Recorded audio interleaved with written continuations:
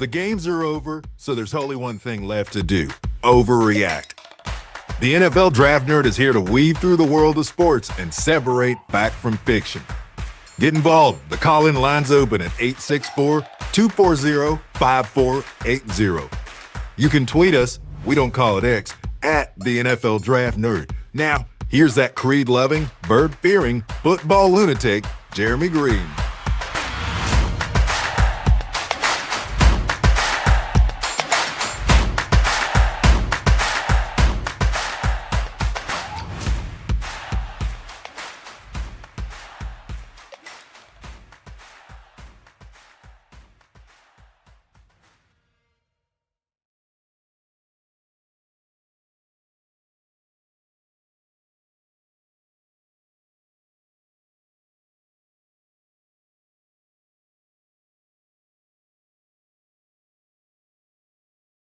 Let's see. Is that better? Can we hear me now? Did I hit the... Gotta not mute it, stupid. Live radio's fun. There we go. We can hear me now.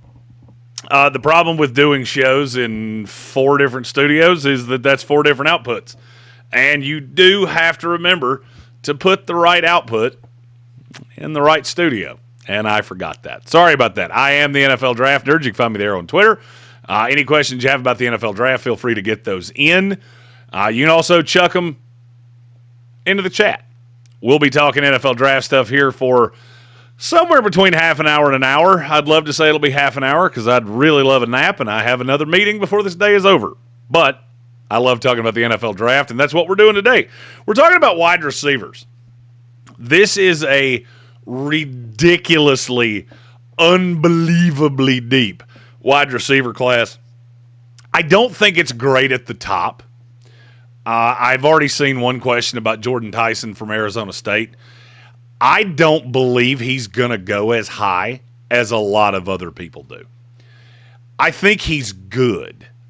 I'm not sure he's great. And when we start talking about wide receivers in the top 5 of a draft that I really like on the high side, it gets hard for me to think about a guy like Tyson who, and again, I want to really hammer this home. I do like him. I'm just not in love with him. And I look at what's coming next year with Jeremiah Smith, Ryan Williams, a slew of other guys. Next year's draft class is going to be ridiculous on the high side.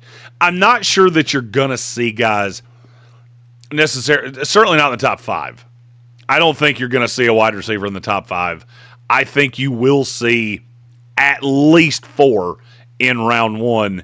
And then we get to really the depth of this class, which is day 2. Day 2, you're going to find some damn good pass catchers at the next level. And I could see as many as 10 coming off in round 2. Round 2, round 3. That's where the strength of this class is. I do believe there is an element of the 2026 NFL Draft that it's reverse Ricky Bobby. You don't want to be first. And again, I don't want this to sound like I really don't like Jordan Tyson. Because I do. 6'2", 200-pound kid from Arizona State. I think there's a lot to like. I don't think he's going to run as well as people think. I think he will fall in somewhere in the high 4.4s, low 4.5s. And a lot of times guys that are football fast, the way that he is, they fall down the board. One of the things that I like the most about Jordan Tyson is the kid's just competitive as hell. He's got really good hands, natural hands catcher, doesn't catch with the body, does have a bit of a basketball player build. And if you've been around for any period of time, you know that those guys scare the absolute shit out of me. Again, not that I don't like them, they just have a history of being somewhat injury prone. And if you don't know what I mean by basketball player build, these guys tend to have smaller ankles, they tend to have thinner legs, and they tend to be a little bit stalkier. I see that with Jordan Tyson, and it worries me to a point. I just realized I didn't plug my computer in, so give me just a second. Again, one of the beauties of doing shows in 14 different studios. Oh, you have to bring your charger with you everywhere you go. I've been in meetings all day, and I didn't realize I hadn't plugged the damn thing up one time all day.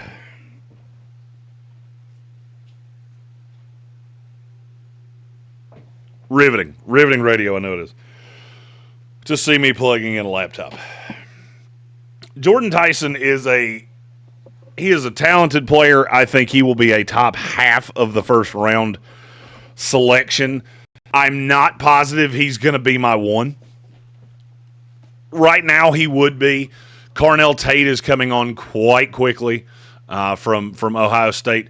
Carnell Tate's more of the, I'll say he's more the kind of receiver that I really like because he's so damn big.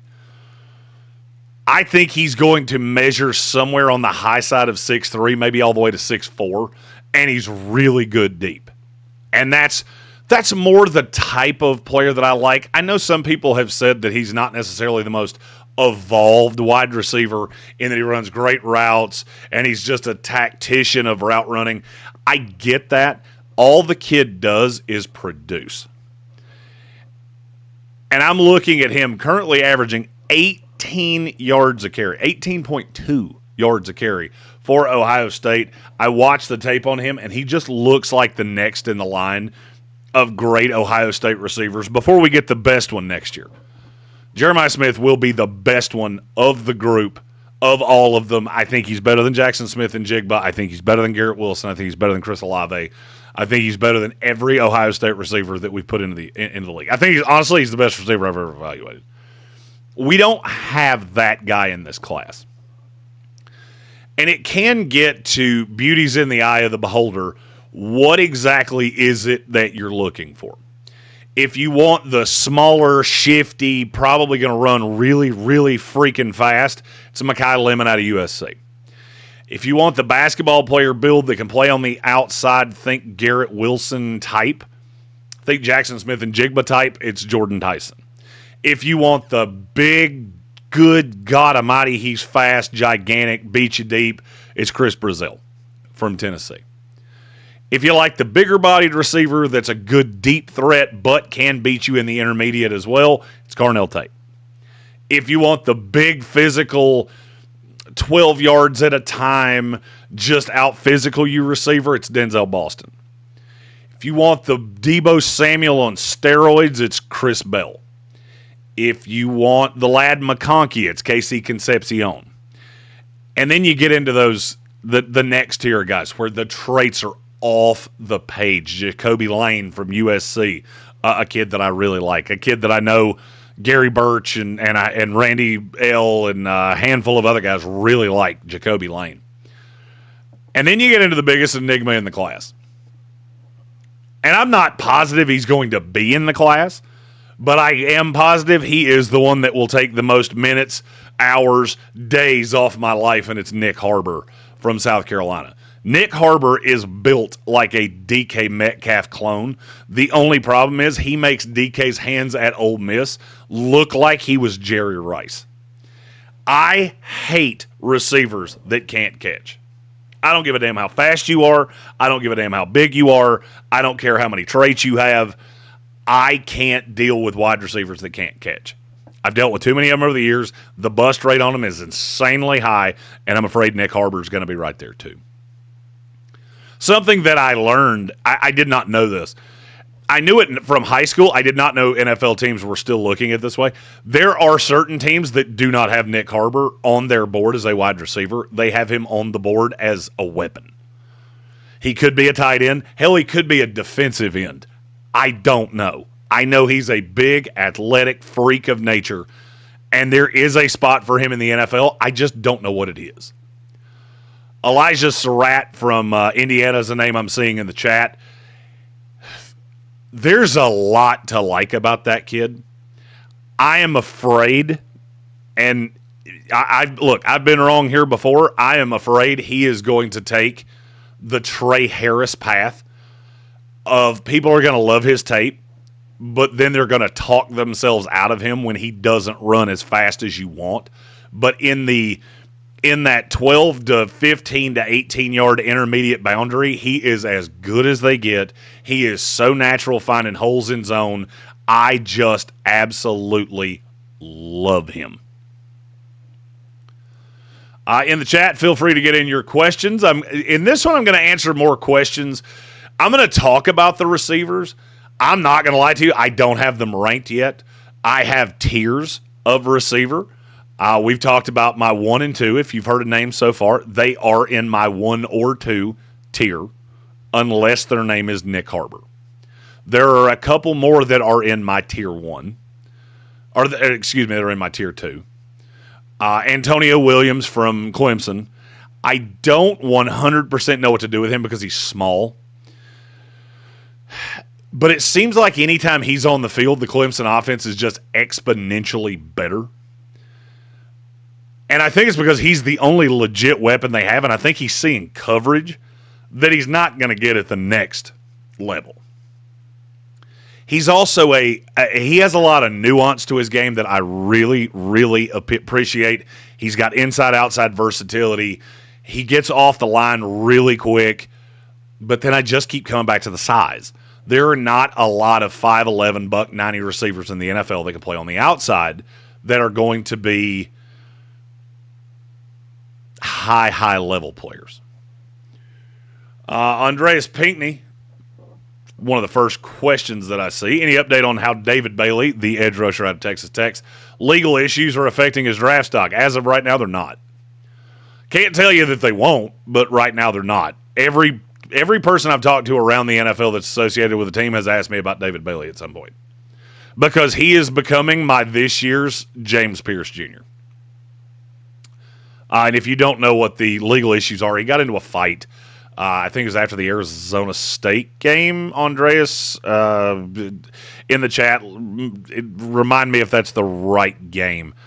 And allegedly assaulted somebody. Arizona State had rushed the field. There were fans and students and shit on the field. I've always said, you come on a field, you get what you get.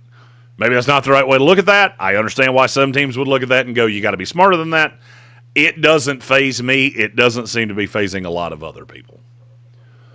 And I'm going from the bottom back up, so if I miss a question, chuck it back out there. I'll be back down there in just a second. Sir Jimothy asked about one of his Florida Gators. Do you think Eugene Wilson gets drafted as a slot, or do you think he goes undrafted? He's going to get drafted. He has not been awesome this year, but I think a lot of that ties back to the offense issues with DJ Lagway, who's another one of those Sasquatch players. If you keep telling me how good he is and then I watch him and it's mediocre at best, I would say Eugene Wilson probably slots in somewhere around, I'll say mid to late round 5 if he comes out. I would not take it as a given that he's going to come out. A lot of times these smaller, faster receivers like that, they have a role in college football, and I could easily see one. If he doesn't want to stay at Florida, or even if he does, I could see somebody coming off a decent amount of money to keep him in school. So as of right now, I do not have him on my board because I don't think he's coming out. If he does, it would be somewhere in that 5-6 range. I see a lot of people in the chat that like Denzel Boston. Who Dat Fam 25 said the Saints need another wide receiver. New Orleans is a team that I would be targeting probably in the second round, looking at one of those receivers. I think New Orleans is a drop dead spot for a lot of guys, especially the bigger bodied, more physical receivers to put on the opposite side of Chris Olave. I think New Orleans is definitely a team to watch for receiver in this draft class. And look, there are a lot of teams that are going to pick pretty high in the second round that are going to need receiver. I'm using Tankathon and their current sitting draft standings. They're not infallible. They're not always 100% accurate. We still have 8 weeks left in the season, so they're accurate enough for what we're talking about right now. I'm looking at the teams in the top 10. Tennessee, New Orleans, the Giants, the Cleveland Browns, the New York Jets, the Las Vegas Raiders, the Washington Commanders, I kind of want to say the Rams because Devontae Adams is a little older, but I'm not going to. So that's 8 of your teams in the top 10 that I could make the argument they are going to take a receiver in the top 50 picks. So you start looking at those second-round picks. That's where I get to the, oh, good Lord, we're going to see a gajillion. We're going to see a gajillion wide receivers come off the board between 33 and probably 55. Look at a team like the Jets that have 3 picks from the last pick in the first round to currently the 8th pick, or 12th pick, in the second round. They have 3 selections between 32 and 44. One of those will be a wide receiver. It's one of the reasons I like that Jets trade so much between Quinnen Williams and Ahmad Sauce Gardner. I really liked what they added because I think the second round is a really good meaty clackers in this draft class of what they need. A Detroit fan man said KC Concepcion is too good of a name to not be an end of the first round guy. I think he's going to be somewhere in there. I go back to the draft order of, all right, so now do the opposite. Look at the teams that are picking between 20 and 32. How many of those teams do you think are adding a receiver? Pittsburgh would be one. I would say Dallas, no. Chicago, no. Buffalo, maybe. Tampa Bay, no. Detroit, no. The Los Angeles Chargers, no. The Rams might be more likely to do it with their second first-round pick, which currently would be at 27. New England, I would say probably no. Seattle, maybe, but I doubt it. Denver would be a yes. Philadelphia is a no, and then the Jets are a maybe. So when you look at the draft order as it sits, I don't think you're going to get as many at the back end of the first as you do at the beginning of the second. It does take that fifth-year option away, but 6 one way, half a dozen the other. Going through to see if there were any questions I missed. Gary Burt's thoughts on Tyson from ASU. Gave those to start. All right, and we're back down to the current state of affairs with comments. Putting in work with Bill Workman, one of my esteemed colleagues on NFLDraft.net. Look for our rankings on all of that. We have a lot of things going on around here. The meeting I have tonight, it will confirm that shit's about to get real around here because there's going to be somebody in charge. Somebody that, knows how to get shit done that's not me or Tank and can keep us on task and tell us the things we need to do every day and make sure the website's updated and all of those things. We will be confirming that tonight, hopefully to introduce this person to you in the coming weeks. But Bill Workman asked, what are your thoughts on Dazon Stribling from Ole Miss? So I'm going to say something to start that I always have to give as a caveat when it comes to Ole Miss players. I like a lot of them because Lane Kiffin is really, really good at finding really, really good athletes. I will use Trey Harris this year as I don't want to say cautionary tale, but it is something that teams have started to pick up on. These guys that come out of Ole Miss, that system's so funky and it's so different from an NFL system that you almost have to give them a full year before they really matter. Trey Harris, I loved. He's played in 10 games, predominantly on special teams. He has 15 catches for 125 yards in 10 games. He is light years ahead of practically every receiver that has come out of Ole Miss. So I have to give you that caveat before I get into Dazon Stribling, who has been all over the world. If I remember correctly, he's played at Washington State, Oklahoma State, and now at Ole Miss. I think he's got average speed. He's got a good build. I'm not 100% sure where he plays at the next level, but he runs routes really, really well. I'm not sure. Press has fucked with him, but Press has fucked with practically every receiver that comes out of Ole Miss for years, and he has a medical history that is absolutely terrifying. So I will say he is If I were betting right now, I'll say Tribling goes. I'm going to answer this a slightly different way. I'm not going to give you a range for him just solely because I don't have the medical on him yet. I will tell you and I'm using PFF's current rankings, I would take him ahead of Eric McAllister at TCU. I would take Dane Key ahead of him from Nebraska. I would take Deuce Robinson ahead of him. I'd take J. Michael Sturdivant ahead of him. He fits into about the Squirrel White territory for me. So he's a late draftable grade contingent on the medical. If the medical checks out, then absolutely. Then I would have him probably in the late 5, early 6 range. But as of now, I don't know that yet. So it's a little harder to evaluate. I like what I see, but there are scary things about him as well. This is a good time to announce I did get the schedule for the offseason today. We will be adding the East-West Shrine Bowl to our Senior Bowl coverage. So we will be doing both. I will be at the East-West Shrine Bowl up until the game. The game is on January the 27th. So I will be there for the game. I will travel overnight from Frisco, Texas to Mobile, Alabama, check into my hotel, do all of the things that or Airbnb or whatever the fuck I'm going to stay in down there. Again, we're hiring someone to take care of all this, and I'm very excited about it. We'll check in down there. We'll be at day 2 of practices. Bill Workman, I'm hoping, is going to be with me for this. Anybody that wants to be involved in the coverage, if you would like to be one of our analysts, we have opened this up to the listeners of this show. We have some really smart draft nerds that listen to this show. If you would like to be involved, let me know. I get so many credentials, and this year I'm going to need somebody with me at the East-West Shrine Bowl, and I'm going to need somebody at day 1 of the Senior Bowl, and then we will reconvene and do live shows from Mobile after starting on day 2. So if you're interested in that, please be sure that you can actually get there. I only get so many credentials, and they are not transferable.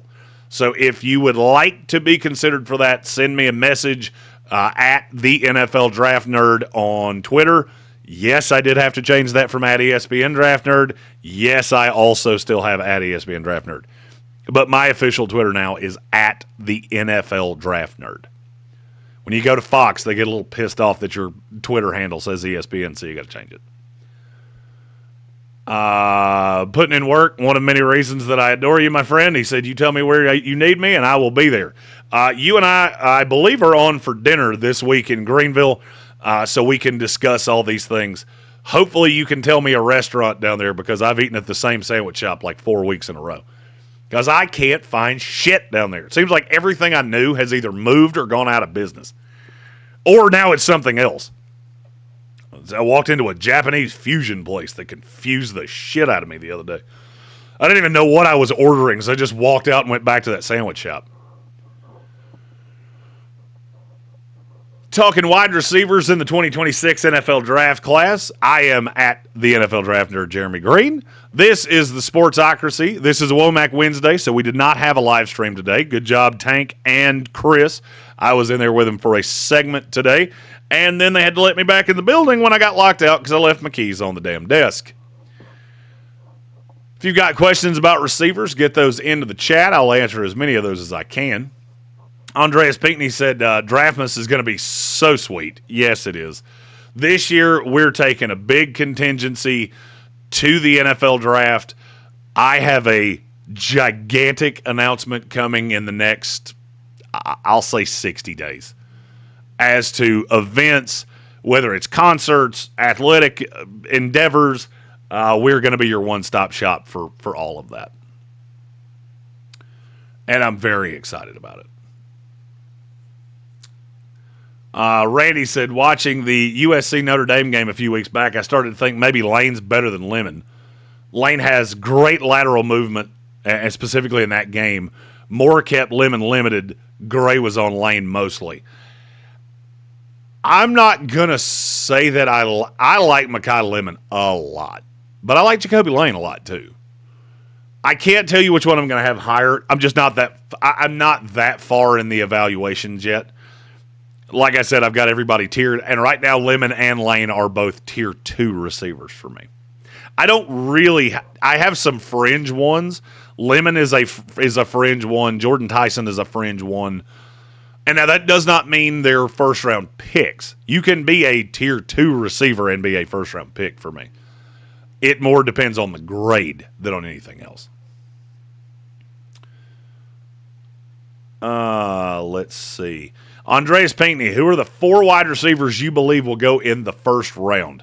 I will say Jordan Tyson's almost a guarantee to me. I can't see a path that he falls out of round 1.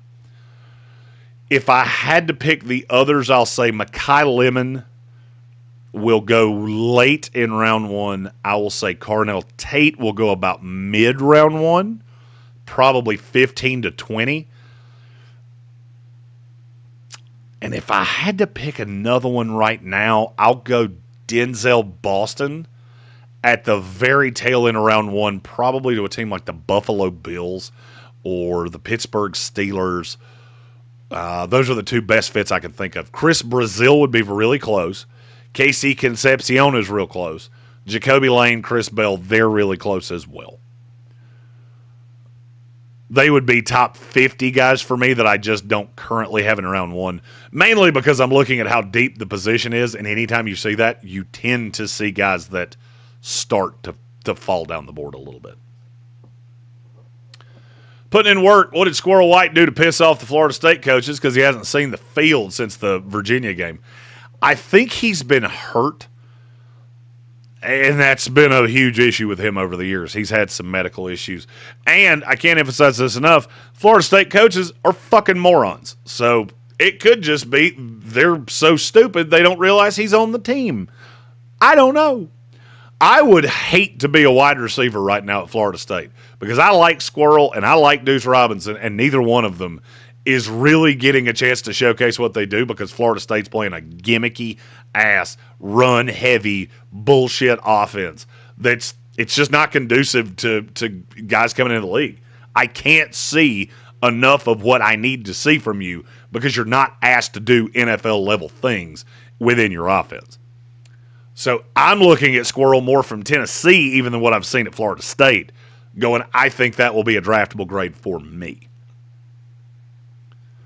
Gary Birch, what would be your perfect fit at wide receiver for Washington as they are currently constructed? Okay, so I want somebody on the opposite side of Terry McLaurin. I don't really think Deebo Samuel's going to be around there. So I would be open to a slot guy, so I'd be looking Mekhi Lemon. I think would probably be my favorite one. I don't believe they will take one that high. So if I would like Casey Concepcion solely because I know he's got really good hands. I know he's really good in the slot. I'm going to say Chris Bell. I really like Chris Bell at Louisville. I think that would be an ideal second-round pick for Washington. And I think that's where they're going to target that second receiver because Deebo just hasn't been it. So the idea of paying him – oh, and I just realized Washington doesn't have a second-round pick. So you're talking about third. I don't think Chris Bell's going to fall that far.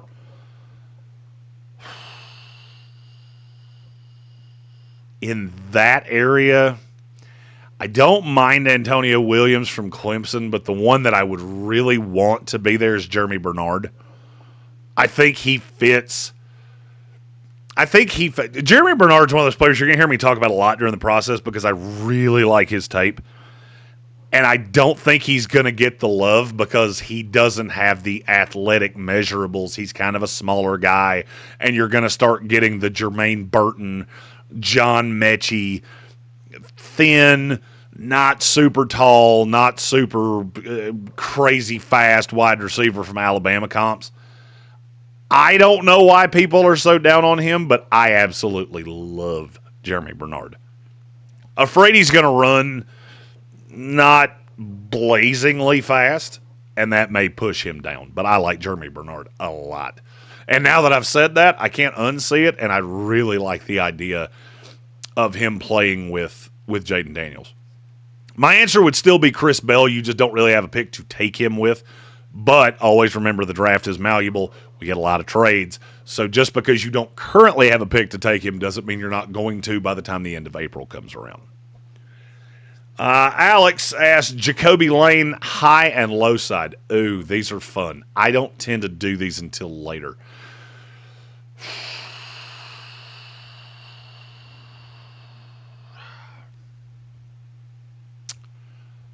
High side, I'll go Nico Collins. I think he could get to that level. He's bigger than Nico, I believe. I think Nico was 6'2" and 6'0", maybe.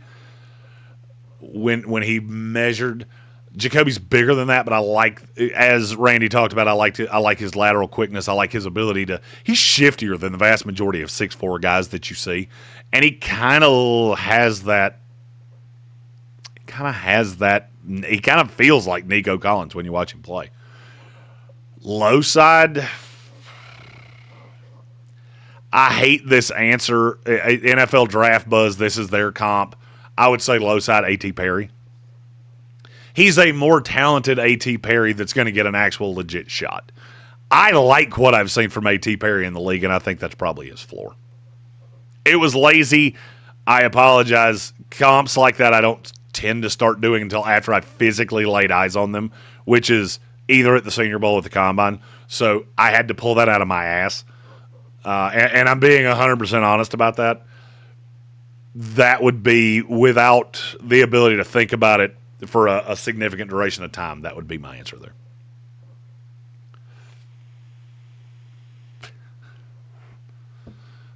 Randy said what caught my eye was the penalties. They had to keep holding on to Lane to cover him, but not to cover Lemon. Yeah, and I understand where you're coming from there. I do like guys that are penalty magnets. If I have to hold on to you, interfere with you, whatever the case may be, to keep you from just tearing me apart, then those are guys that tend to be really successful in the league. Randy also said he wouldn't be surprised to see 6 or 7 wide receivers in the first round. I will say I would be surprised to see that many, and I'll tell you why. I think this class is really good at a handful of positions. It sucks at running back. It sucks at quarterback. It's better at tight end than we've seen recently. I think you're going to have probably 4 or 5 go in the first 2 days. The line class is deep and strong, and I'm telling you right now, the number one guy, Caleb Tiernan from Northwestern, trust me, that kid's going to end up going either very early in round 2 or late in round 1. And then I get into like the Blake Millers from Clemson, who I really like. Isaiah World, who hasn't been, no pun intended, all world for me. Trevor Gooseby from Texas. And this is in addition to the guys that you already know. Caden Green from Missouri, Austin Barber from Florida, Brian Parker from Duke. These are all guys that I think could threaten, maybe not round 1, but pretty high on the high side. I think you're going to get one interior lineman in the first round, and that's Vega Ione from Penn State. And then we get to the edges. There are so damn many edges in this class, it is insane. I will guarantee you, short of one of them gets found with a bloody knife and the head of a hooker in their hand, Reuben Bain, Keldrick Falk, David Bailey, Cassius Howell, Romello Height all go in round 1. R. Mason Thomas and T.J. Parker may also be first-round picks. Then you get into the interior guys. I'm looking at Peter Woods, Christian Miller from Georgia, Amari Washington from Oregon, maybe Caleb Banks if he comes out. He got hurt so early this year that I don't know how people are going to evaluate them. If you take just the names I just said, that's 11 defensive linemen that could go in the first round. I haven't mentioned a good linebacker class. I haven't mentioned a really good corner class. So I would be shocked if there were that many receivers. I will not be shocked if there's 13 in the first 100 picks, though. Let's see.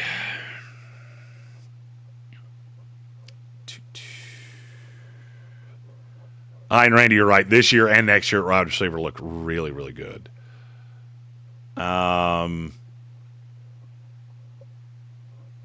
Andres Pinckney said, I think Bell's dropped dead spots in New Orleans in the second round. For your sake, I hope so, because this is 3 years in a row that you've really had your heart set on a guy that I really like, and your team has not done that shit. And it's frustrating me for you. Who Dat fam said, Jeremy Bernard has good size, just not much speed. I think he's going to be one of those more I'm going to give you a comp, and they're not the same guy by any stretch of the imagination, so don't think that I'm comparing the two. I see a lot of the same things in Jeremy Bernard that I saw in Amon-Ra St. Brown. Yeah, you're right. He's not blazingly fast, but man, does he ever know how to get open, and I love that. Gary Burt said, I like the idea of Deuce Robinson to Washington. Cliff loves the deep shot. I love Deuce Robinson. He's a player my grade on him will be so much higher than anybody else in the industry that's gross. He will be I got burned by Johnny Wilson because he hasn't been what I thought. I like him better than Johnny Wilson, and I'm not sure it's all that close. Andreas Pinckney, is the DB class a little light, or is it just me? It's beauty's in the eye of the beholder. So since you said DBs, I'm going to talk safeties and I'm going to talk corners. If you want a safety, you really only have maybe 2 shots. Caleb Downs is about as good a safety as I've ever seen. If you want one from there, you basically have to go Dylan Steinman from Oregon. I like A.J. Halsey. He's a little, I guess he would be heavy in the ass for me. Light in the ass means you're thin, so I'm going to say he's a little heavy in the ass. Rod Moore's kind of that hybrid safety slot kind of guy. Keon Sabb is one that I like a good bit. This class is very light at safety. You'll see Caleb Downs go in the top, I want to say top 10, but I also watched Kyle Hamilton fall to 14. So, and I had a pretty close grade between those two. They do different things, but I like them pretty equivalently. You'll see that one safety go in the top, we'll call it 10. Probably won't have another one go until the third round. Then you get to corner, and corner's a little bit different because I would say Jermod McCoy, Delane from LSU, Avion Terrell from Clemson. I'm not there with Colton Hood. I think he's a second-round pick the more I've thought about it. A.J. Harrison, Chandler Rivers are both close. Just depends on the team type. Rivers is a slot exclusive. And then there's a couple others that if you really fell in love, D'Angelo Pons from Iowa, or from, not Iowa, the other Big Ten school, Indiana, is a slot guy that I'm super fond of. I just think he's so small that he's not going to really challenge the top 50. I believe I said A.J. Harris. If I didn't, I meant to. This year's tape has not been so good. I have a feeling a lot of Penn State guys are going to be judged on their tape from a year ago more than their tape this year. So is it crazy deep? No, but do I still think you're going to get 3, 4, maybe even 5 in the first round? Yes, I do. Bill Workman, wouldn't be surprised to see 12 receivers picked on day 2. I'm not going to lie to you, I wouldn't either.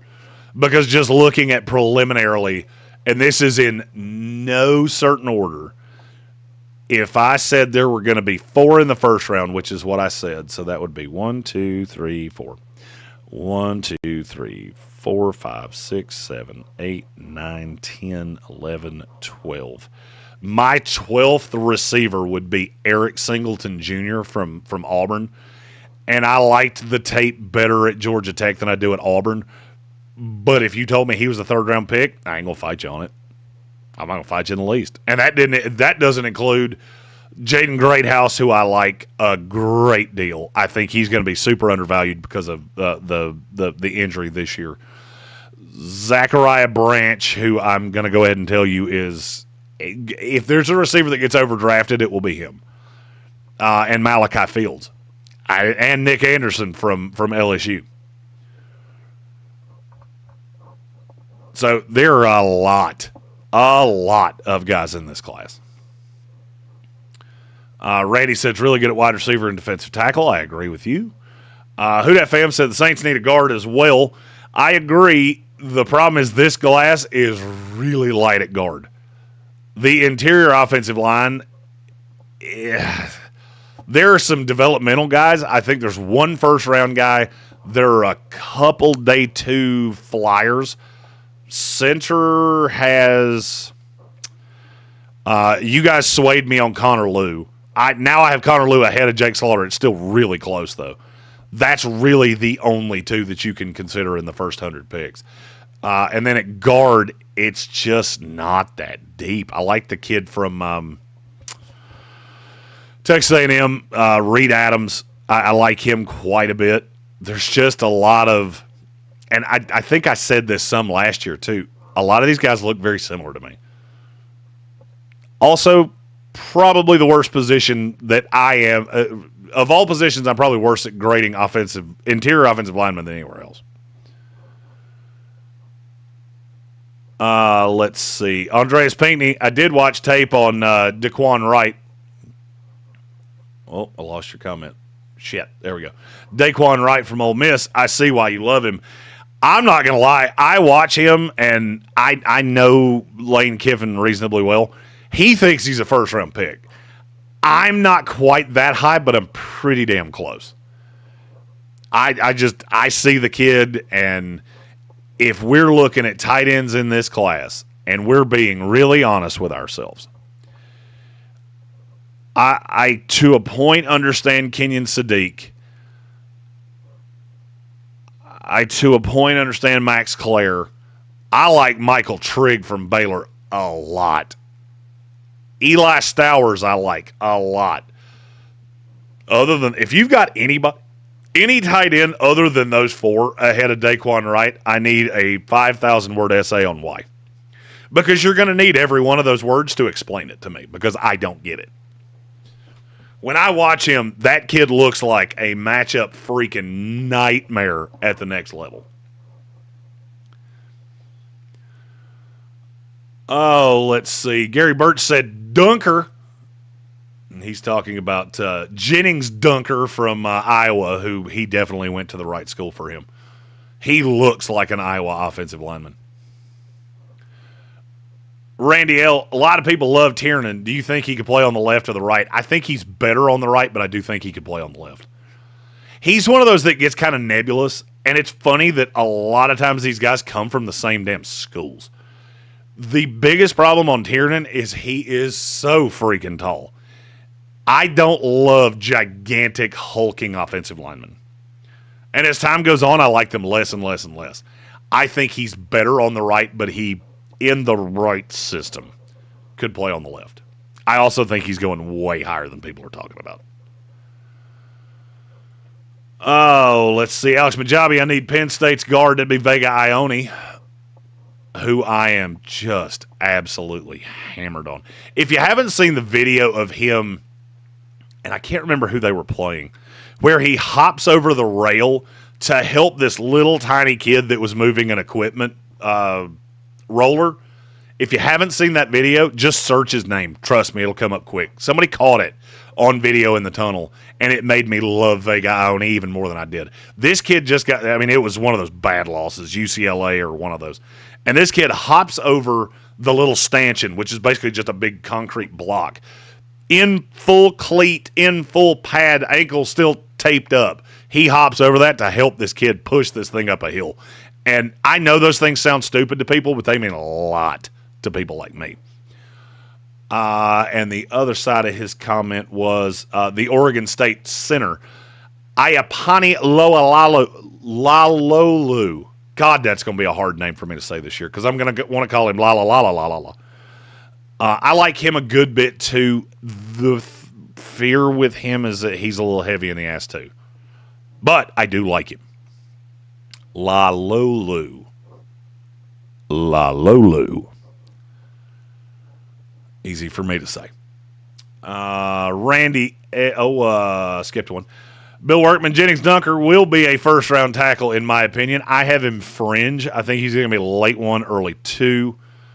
Randy L., the edge class seems to go deep into day 2. Yes, sirree, Bob, it does. Randy, asking about David Bailey, the on-field with against Arizona State. Last year versus NC State, he stomped a guy's head on the field. This year with the media guy. I think he's just a passionate guy. And look, I'm going to be honest with you. I don't worry about my edge rushers being lunatics. There are certain traits that I don't mind. If my edge rusher is a fucking serial killer, I'm not sure I care. And I want my running back to be dumb as a sack of onions. Because I'm asking you to get in 22 car wrecks a week. I don't want you to be a rocket surgeon. And I have some of those for about every play, for about every position. If he's too aggressive, he's prone to outbursts, shit like that, so is Lawrence Taylor. He's the greatest defensive player I've ever seen in my life. Micah Parsons had some of that shit when he was coming out. It does not bother me. I understand why it would bother others. It does not bother me. It's one of the reasons I was so passionate about James Pierce this past year.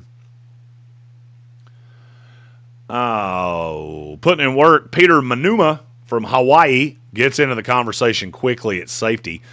I am not sure how high I have him.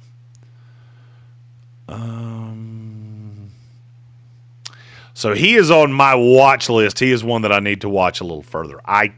Bill, you could comment on that better than I could. I have seen him. I have not done the work. When we call him putting in work with Bill Workman for a reason, because his current board is about double the number of players that mine is. And I'm really glad, like that line from Billy Madison, I'm glad that guy's on my team. Real glad I was nice to that guy. Let's see. Gary Birch, it's always weird to watch a great player at a devalued position like safety, tight end, center, linebacker drop for lesser players. It is, and Gary, if once I tell you this, you'll never unsee it.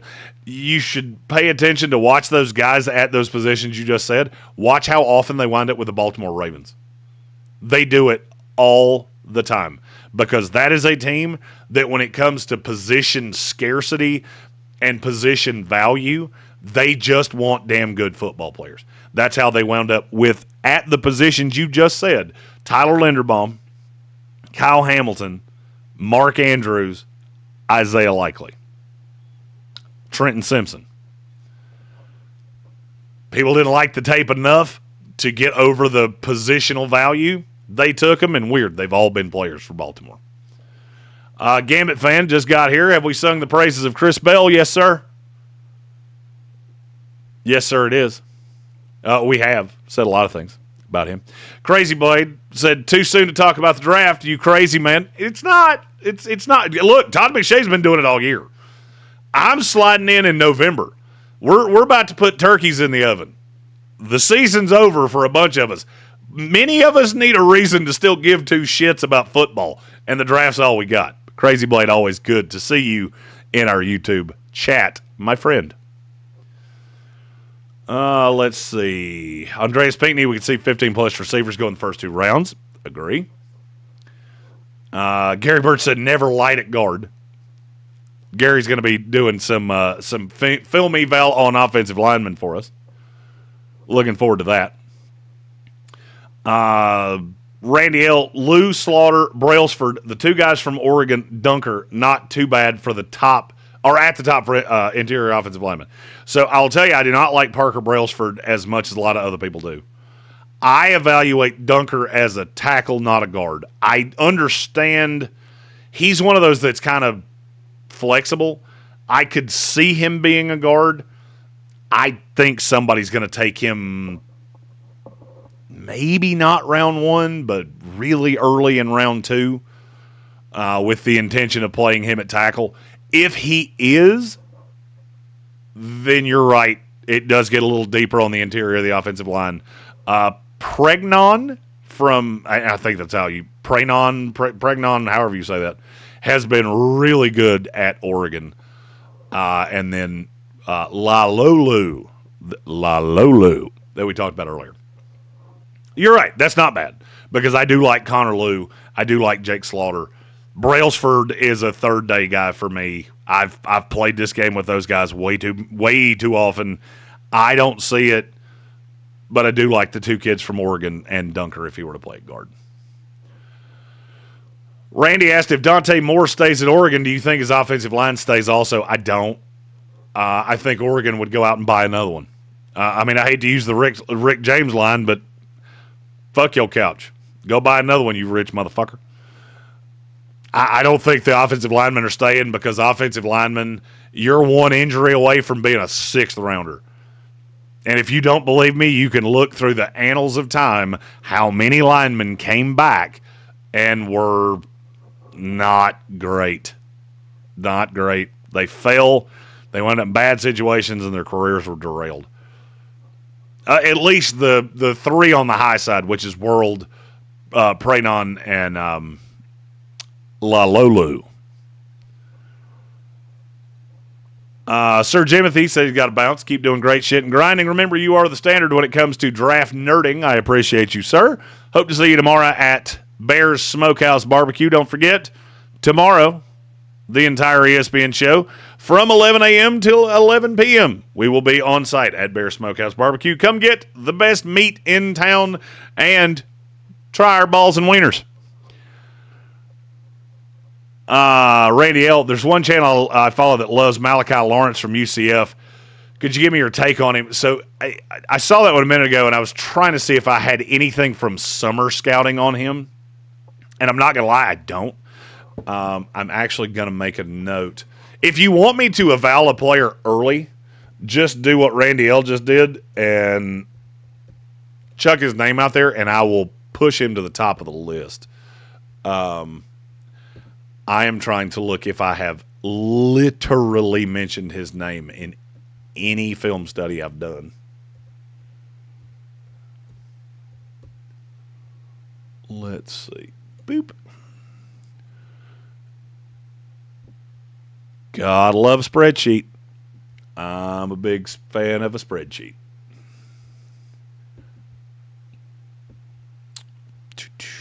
Yeah, I'm not gonna lie to you. I've got nothing on him. So Randy L., I will take a deeper look at him and get back to you on that one. Bill, if you've got a take on him, feel free to throw that in the chat.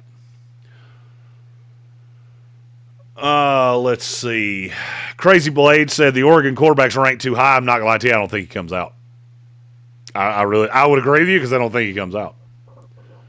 I like him a lot, but I don't think he's gonna. I don't think a lot of these underclassmen are gonna come out.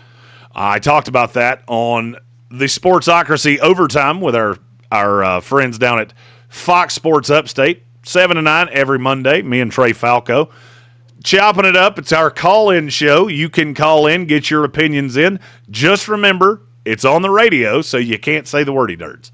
But we appreciate all that called this week and all that will call in the future. It got rave reviews. We had a meeting about it this morning, and everybody was very happy. You guys broke the fucking phones in the Fox Sports studio. We had to have an engineer go in.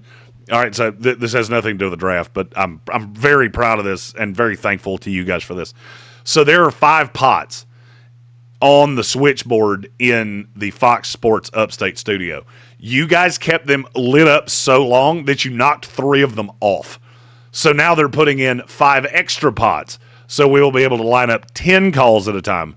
And Kix Layton, who is 100% the guy that made that all happen, him and Zach Davis, they both told me this morning that's being fixed or was being fixed as we spoke this morning. So thank you to you guys. Breaking the phone lines on the first night of a call-in show, really good way to make sure said call-in show continues to happen. And this week we will have cameras, so you will be able to see me, and we'll introduce you to Trey Falco. Andreas Pinckney, this quarterback class is horrible, and if Mendoza doesn't declare, I'm Seacrest out completely. I'm really, honest to God, afraid Mendoza's not going to declare. I'm afraid none of them are going to declare. Alex Majabi, which of the DTs in the top 50 to 75 have good pass rush upside? I think that's a big need for the Chargers going forward. Okay, so let's look at one the Chargers could actually get. I already fucked this up once for Washington. So you have your first 3 pick. Good God. The Chargers have their first 4 picks and then they have one more pick the rest of the class. All right, so we're looking at the 26, 58, or 90. In that range, Peter Woods is going to be gone. Peter Woods will go higher than that.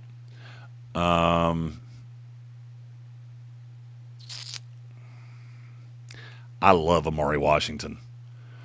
You're going to hear his name a shitload. Lee Hunter. I thought Lee Hunter's probably the right call. It's tough on him because he looks very different at Texas Tech than he looked at UCF, but I like what I've seen from him. He does have 2 elite edges on the outside of him.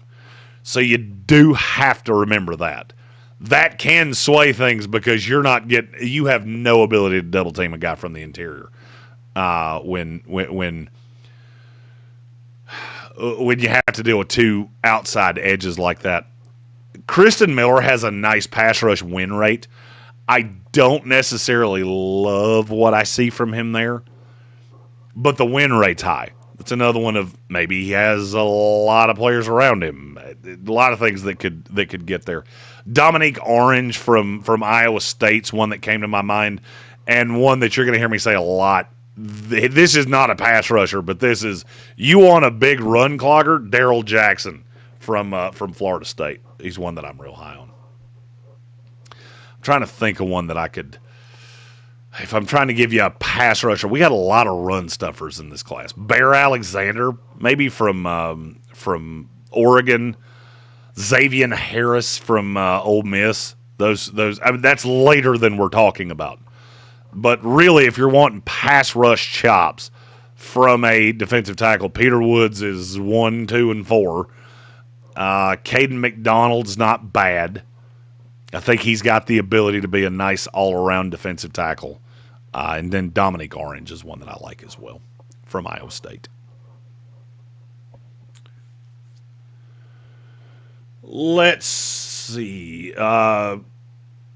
Randy L., the edge rusher being a lunatic thing is kind of my take on the Bailey stuff, similar to Carter and the tow truck driver last year. Exactly. When it comes to an edge rusher, I'm looking for you to see quarterback, kill quarterback. And if maybe you're not a choir boy, I'm not overly worried about that. I don't really care. I want you to be a really talented, really hyper-physical, really hyper-aggressive guy. And I hate to use a comedian joke here, but sometimes guys like that football when they're supposed to elevator, and it doesn't end well. It's just a thing you know.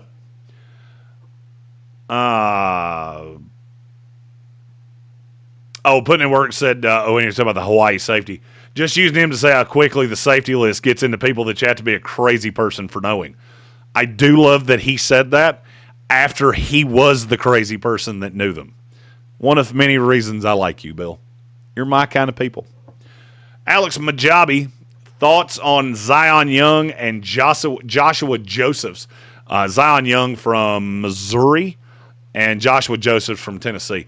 I'm going to start on Josephs because I can much easier do this without notes. We're still at the I got to pull them up to kind of trigger the things in my brain because it hasn't become no doubt. Joshua Josephs is one of my favorite players in this class. He's going to be 2.0 James Pierce Jr. I get what you're saying about him being thin. I also hope you get what I'm saying, that I don't give a shit. He is just absolutely intoxicating to watch on tape. I love what I've seen from him this year at Tennessee. Tennessee, you got to remember, they shuffle in a lot of players, so you're going to see a limited number of sets. His pass rush win rate's 21%. His true pass set pass rush grade is 90.8, and his pass rush grade is 88.8. All of that according to PFF. That really shines through on tape before anybody says, but PFF. Friends with the guys at PFF. I have a call in. I've asked. They won't talk about it. You'd have to ask them. I don't know. When the PFF grade lines up to what I see on tape, I use it. When it doesn't line up to what I see on tape, I ignore it. It's the only way I know to do it. So, now Zion Young from Missouri, he's a little bit more interesting of an eval to me. And I'm not going to lie, I'm not trying to helmet scout here, but Missouri players seem to be that way. I can never quite put my finger on them because they always seem to be really good against shitty competition, and then you get them into their weight class and they don't look like the same guy. I'm not going to say I don't like Zion Young.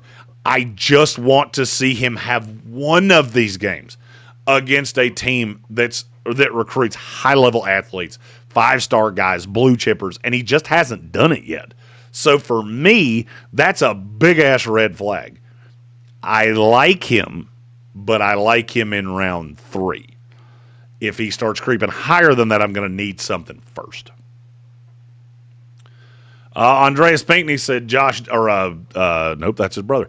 Caleb Downs is the best player in the class. He'll end up going in the middle of the draft, as always, which is stupid. I agree with you. Take the best player.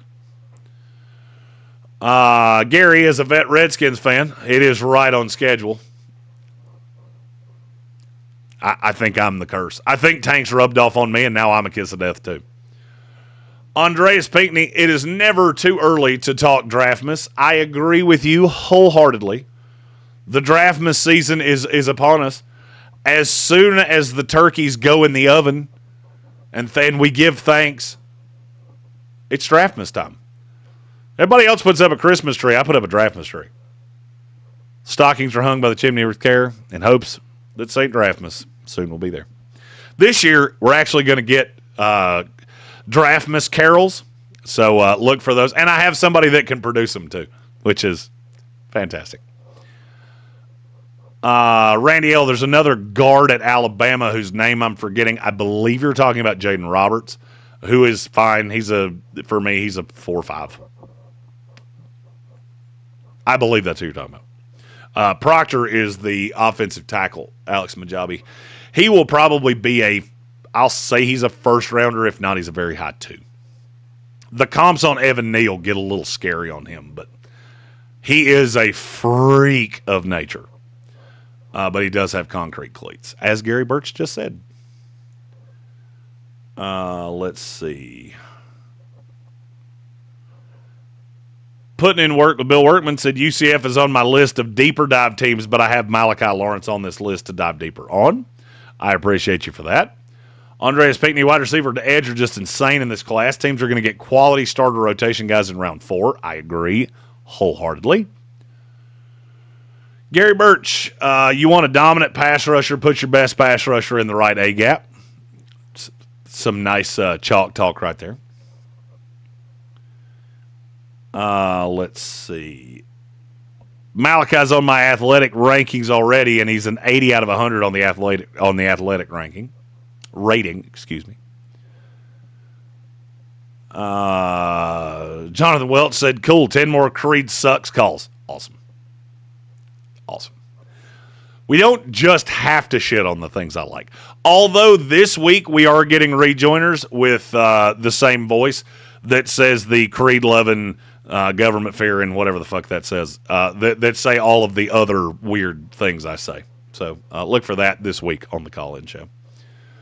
Andreas Pinkney said you'll love the defensive tackle from Cincinnati as well. His nickname is the Godfather. Oh, let's see if I have him. I know who you're talking about. I just can't remember his freaking name. Corleone. Dante Corleone. Yeah, he's a little heavy in the ass as well. Does not give you much as a pass rusher, but my God, he is a lane clogger. Randy, yes, it was Roberts. Thank you. What are your thoughts on Eric Rivers? He was dominant last year. Hasn't put up the eye-popping numbers this year, but he's a key piece of a better-than-expected team. Eric Rivers, what am I missing? To the spreadsheet. Oh, I know who you're talking about. You're talking about that kid, the little shorty short from Georgia Tech. Yeah, I mean, he's not bad. I don't love little tiny ass receivers. And I know I'm trying to get better about not just falling in love with the big guys. I'm not in love with little tiny shit receivers. And I'll tell you why. So let me go to my spreadsheet here. So when you go on the high side, you get a lot of 6'2", 6'3", 6'4", 6'5", 6'3", 6'2", 6'4", 6'4". When you get into that 4, 5, 6 range, there's a lot of 5'10", 5'11", 5'10", 6 flat, 5'9", 5'11", 5'10". There's a lot of those guys, and they very rarely ever work out. I'm not against it by any stretch of the imagination. I'm just not, I don't tend to be in love with them. Now, I will say, and I see Gary Birch just commented this, the Bell kid that you're referring to is Skylar Bell from UConn. I was unfamiliar with your game, sir, but I did just watch the Duke tape, and mama, that kid can freaking ball. He's going to be, I can't guarantee him a spot yet on the Amon-Ra St. Brown list, but I can say he's putting in the work to get there. Well, boys and girls, I hate to say I told you so, but I intended to go 30 minutes, and instead I have gone 1 hour and 9 minutes. Damn it. Why do I like the sound of my own voice so much? I appreciate all you guys for chiming in. We're just chopping it up on wide receivers. We will do these every Wednesday. When Tank has his show with Chris Womack, I'll do these. Usually they will be in the morning. Today I had a meeting that I couldn't miss, so I had to do it in the afternoon. Look for these every week, and then starting after Thanksgiving, these become daily. Logan Paulson has agreed to help me with some of these, so we will have Logan Paulson here. We will have Bill Workman here. We will have Randy Lutz here. We will have a lot of really smart fucking draft people on this show, and I'm very excited about it. We'll also have some special guests. Trevor Sigma has agreed to come on a handful of times ahead of the NFL draft. We'll catch up with him at the Senior Bowl as well. So we're going to do a lot of draft stuff. It's almost Draftmas.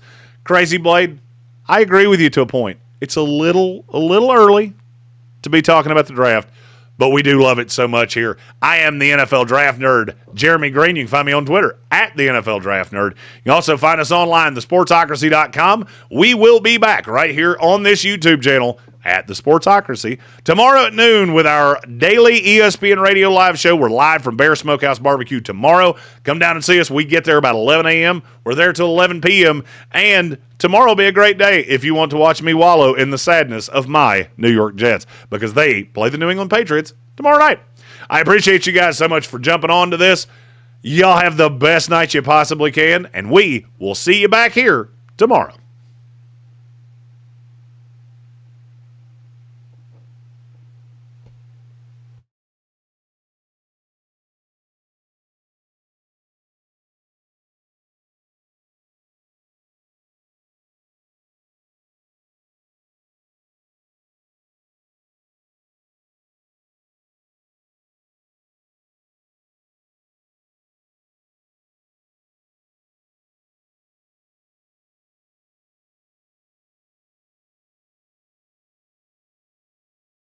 I was built to last with the webs I'm weaving. I could change the past. All I will achieve it. Got my foot on the gas, never stop competing. If you break my glass, then this life's coming in. wanna be the best in the game, invest in my name, check no restraints, I'm obsessed with the pain. I ingest, I retain, assess and I change, possessed by the thought I'll be free one day from society's restraints. Money, clout and fame, mud, disease, a plague. We all love to hate, have to play the game, have to make a name. All our insecurities are on display. This is war with the enemy, think that it was meant to be. Living in a time where disease is on every screen. I won't let them fester me, I know most are festering. Negativity is a plague for the mentally weak. No mercy, all I got is working. Never stop searching, never quench the thirsty. I'm toxic and psychotic, with this logic you can't stop it. It's been chronic since I was a boy, so neurotic and chaotic. Built to last with the webs I'm weaving. I could change the past with all I'm achieving. Got my foot on gas, never stop competing. If you break like glass, then this life's gonna eat 'em. Make mistakes real fast, then you learn how to beat 'em. If you take off the cast, you can see all the healing. If the pain's in the past, move on from the grave and put your foot on the gas. No, never stop competing, yeah. I've been doing this, I'm on it. I just wanna be iconic. Sipping on a gin and tonic, got me going off when I'm on this topic, yeah. If I ever play, I want it. You know that I'm always honest. Stay away from those who are toxic. Keep them out your face, no way, you don't want them, yeah. Don't try to drain my energy. The enemy is everything. It's mentally, unhealthily, spreading like a rare disease. But I won't let it get to me. I don't need your therapy.